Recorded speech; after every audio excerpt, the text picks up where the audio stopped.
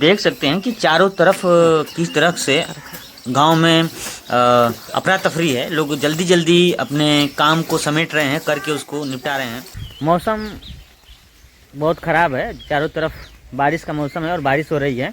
और जैसे ही बारिश आती है चारों तरफ अफरा तफरी मच जाता है। और ये माता जी हैं और ये चाचा हैं जो पशु को खाने के लिए बाहर था, इसको अब अंदर रख रहे हैं कि कहीं बारिश ना जाए। और चाची देखिए अपना जो सिलेंडर है इनका, इनको ये समेट रही हैं, रख रही हैं कहीं भीज ना जाए। और ये बड़ी वाली चाची हैं हमारी जो इसको एकत्रित कर रही हैं। और देखिए, और ये लोग तो मतलब अल्टीमेट हैं, बारिश आए कुछ भी आए लोग मस्ती में रहेंगे। और ये देखिए, ये है सिलेंडर।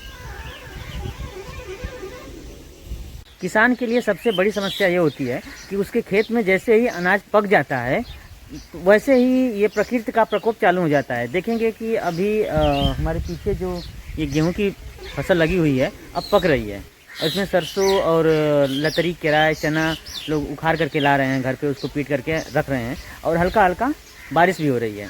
तो कहीं ना कहीं जैसे तापमान बढ़ता है तो बारिश होना स्टार्ट हो जाती है। तो अभी देख रहे हैं कि हम बारिश में से आप लोगों को ब्लॉगिंग करके बता रहे हैं, दिखा रहे हैं।